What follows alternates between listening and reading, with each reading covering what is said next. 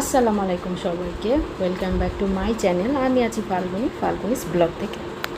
আশা করি আপনারা সবাই ভালো আছেন। আমরাও আল্লাহর রহমতে ভালো আছি। গত বছরের একটা ভিডিও দিয়ে শুরু করছি আমার এই আজকের ভিডিওটা পেন্ডিং রয়ে গিয়েছিল। আমরা যাচ্ছি সাজেকে, খাগড়াছড়ি হয়ে যেতে হবে। সো আমরা একটা বাসে উঠে গিয়েছি। অপেক্ষার পালা, অপেক্ষা করতে করতে চলে এসেছি সাজেকে। বেশিক্ষণ আমরা কোনো ভিডিও করতে পারিনি। এই সাজেকে যাওয়ার সময়, খাগড়াছড়ি হয়ে যাওয়ার সময় যে ঝামেলাটা পোহাতে হয়েছে আর কি, অনেক রোদ ছিল, অনেক ট্যুরিস্টও এসেছিলো, তো অনেক জ্যাম ছিল। তারপর পাহাড়ে উঠতে গিয়ে যে অভিজ্ঞতা, আপনার যে সিএনজিটা করে যে ওরা যে হোটেলের বা রিসর্টের রুমে যে পৌঁছে দেয়, ওগুলো একটা বিড়ম্বনায় পড়েছিলাম। তো আমি আর এর জন্য বেশি কিছু রেকর্ড করিনি, সরাসরি রিসর্ট থেকেই দেখাচ্ছি। এটা হচ্ছে হানিমুন রিসর্ট। এটা অনেক পপুলার, এটা সবাই জানে। বাহিরে কিন্তু প্রচুর রোদ। তো রিসর্টের রুমে উঠে চারপাশ তো দেখানো হয়েই গেছে। আর আগেই দুঃখিত বলে নিচ্ছি যে আমি কিন্তু আমার পুরো জার্নিটা দেখাতে পারিনি, যে কীভাবে আসলাম, কত টাকা খরচ পড়লো, এগুলোও কিছু দেখাতে পারবো না এই ভিডিওতে। এ ধরনের অনেক ব্লগ আছে, আপনারা দেখে নেবেন।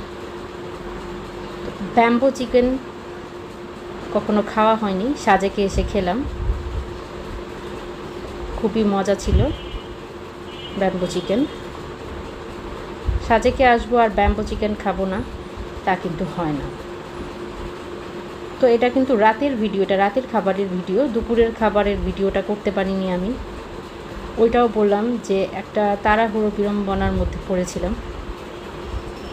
আমরা যেবার সাজেকে আসি তখন অনেক অনেক ট্যুরিস্ট এসেছিলো সাজেকে, যে রাস্তায় জ্যাম লেগে গিয়েছিল, তারা রিসর্ট বা হোটেলে রুম পাচ্ছিল না, তারা বোধহয় রাস্তাতেই কাটিয়েছিল। তো ওইসব কথা বাদ দিই। ভোরের বেলায় সাজেকের এই অপরূপ সৌন্দর্য, যেন বলা চলে মেঘের রাজ্য। মেঘগুলো যেন আমার চোখের সামনে এসে জমা করেছে। অপরূপ সৌন্দর্য, যেটা সামনাসামনি দেখতে পাচ্ছি, যেটা হয়তো ঢাকা শহরেও আমরা দেখতে পাই না, অথচ সাজেকে আসলে এই অপরূপ দৃশ্য খুব সুন্দরভাবে দেখতে পাওয়া যায়। আর রিসর্টটা তো খুবই ফেমাস বললাম। তো এই সাইডে দাঁড়িয়ে কিন্তু অনেক কাপড়রা ছবি তুলে, আমিও তার ব্যতিক্রম না, আমরাও অনেক ছবি তুলেছি। আর সাথে সাথে এগুলো রেকর্ড করছি আপনাদের জন্য। আমার এত ভালো লেগেছে, শুধু আমার না, আমার ফ্যামিলির সবারই অনেক ভালো লেগেছে। ট্যুরটা বেশ খুব সুন্দর ছিল। তবে একটা নেগেটিভ দিকও হচ্ছে যে এখানে কোনো সিলিং ফ্যান নেই, এসি নেই, অনেক গরম ছিল। আবার টিভিও নেই, কোনো টিভি নেই। তো আমার জন্য বলছি না, আমার বাচ্চাদের একটু কষ্ট হয়েছিল আর কি, তাদের সময়টা কাটাতে আর কি, যখন তারা রুমে ছিল। তো এই তো, সাজেক নিয়ে অনেক ভিডিও আছে, তাদেরটাও দেখবেন, সাথে সাথে আমার ভিডিওটাও দেখবেন। ভালো লাগলে লাইক দিবেন, কমেন্ট করবেন। এই তো এখানে অন্যান্য রুমগুলো, এই দোলনাটাতে করে কতবার যে দুলেছি, অনেক ভালো লেগেছিল। আর সকালবেলা একদম শিশির পড়ে এই জায়গাটা একদম ভিজে থাকে, তখন খুব ডেঞ্জারাস লাগে। আপনার এখান থেকে ঝুঁকি দিতে গেলে খুবই সাবধানে। যখন রোদে আবার এই কাঠ কিন্তু অনেক গরমও হয়ে যায়। অনেক ধরনের অভিজ্ঞতা আমার, যেদিকে চোখ যায় সেদিকেই শুধু ক্যামেরা ধরে ভিডিও করছিলাম। আর প্রথম দিকে যে ভিডিওটা করছিল ওটা আমার মেয়ে করছিল। আমরা সবাই এসে এত ক্লান্ত ছিলাম। রাতের বাসে উঠেছি, এসে পৌঁছালাম হয়তো ঠিক দুপুরের দিকে এরকম। তারপর দৌড় দিয়ে গিয়ে আমরা দুপুরের খাবারটাও খেয়েছিলাম। তারপর আমরা সবাই শাওয়ারও নিয়েছিলাম। এখানে পানি কল দিয়ে খুব আস্তে আস্তে করে পড়ে, খাড়া পাহাড় তো, পাহাড়ের উপরে এই রিসর্টটা কিন্তু অনেক উঁচুতে, শেষ প্রান্তে এরকম আমার কাছে যেটা লাগলো। শালম হানিমুন রিসর্ট আমি যেটুকু জানি আর কি, এটা আদিবাসীরা এখানে আছে। আদিবাসী বলতে মানে এখানকার যারা লোকাল তারা আছে, তারা তাদের মতো করে সময়গুলো কাটাচ্ছে, আর আমি আমার মতো করে। কত রকম যে গাছ আছে এটা বলে বোঝাতে পারবো না। সাজেক নিয়ে যে এত এত ভিডিও দেখতাম, তখন মনে ইচ্ছা থাকতো যে আমিও যাব। তো আল্লাহ তাআলা সেই ইচ্ছাটা পূরণ করেছে। তো সারাক্ষণ তো আর রুমে বসে থাকলে হবে না, বাহিরেও হাঁটাহাঁটি করতে হবে। তো আমরা একটু বাহিরে গিয়েও হাঁটাহাঁটি করেছিলাম। তারপরে এসে আমরা আবার একটু শাওয়ার নিয়েছি, শাওয়ার নিয়ে চলে গিয়েছিলাম ওদের হেলিপ্যাডে। অনেক উঁচু, আশেপাশে যা ছিল তাই রেকর্ড করছিলাম। এখানে অনেকে জোরে জোরে গান বাজিয়ে নাচ করতেছিল, তারপরে হলো গিয়ে গান গাচ্ছিল, মানে খুব মজা করছিল যারা যারা এখানকার অতিথি বা ট্যুরিস্ট বলেন। তো আমরা কিন্তু একটা সিএনজির মতো আর কি অটো মানে ভাড়া করে এই যে কদিন ছিলাম সে কদিন যেখানে যেখানে এখানের যে জায়গাগুলো দর্শনীয় স্থান সেগুলো ঘুরেছিলাম। তো ওইটার টাকাটাও আমার মনে নেই, ওটাও কিন্তু ভালো পেমেন্ট ছিল। সিএনজি আলাকে একটা ভালো অ্যামাউন্টই দিতে হয়েছে, যেহেতু উনি আমাদের মানে মানে সবসময় ঘোরাবে এই জন্য। সাজেকে সন্ধ্যার দিকে কি হয় সেটা তো আর আপনাদেরকে বলে বোঝাতে পারবো না। সন্ধ্যাবেলা এত এত কিছু নিয়ে বসে, খাবারের হিড়িক পড়ে যায়, মজার মজার সব খাবার। এই যে ব্যাম্বু কাপগুলোতে আপনারা মানে চা খেতে পারবেন। আমরা এখানে দাঁড়িয়ে দাঁড়িয়ে অনেক কিছু খেয়েছিলাম। হ্যাঁ, এখানকার এই যে জিলাপিও খেয়েছিলাম, জিলাপি ছিল।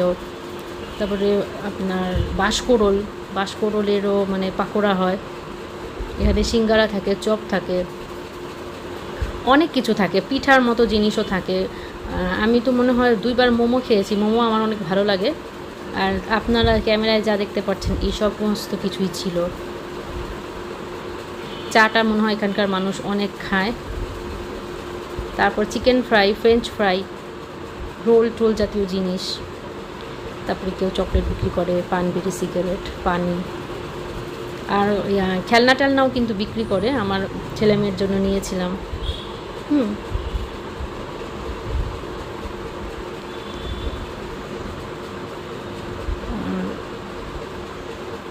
ফ্রুটসও ছিল। আমরা হেঁটে হেঁটে ঘুরে ঘুরে দেখেছি আর খেয়েছি। সন্ধ্যা হলে একটু ঠান্ডা থাকে, আর দিনের বেলা প্রচুর গরম থাকে। মানে যেরকম এক্সপেরিয়েন্সটা আমাদের হয়েছে সেটাই বলছি।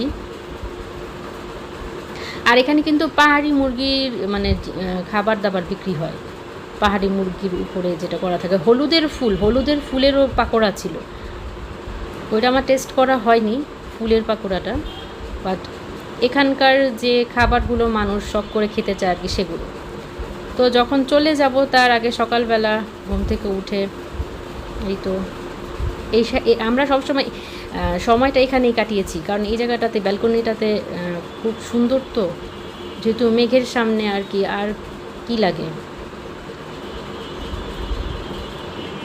তো এই রিসর্ট থেকে কিন্তু আমাদেরকে শুধু সকালে নাস্তা দিয়েছিল, যেটা মানে অতটা আহামরি কিছুই না। বাকিটা আমরা বাহির থেকে দুপুরের খাবার, রাতের খাবারটা খেয়েছি।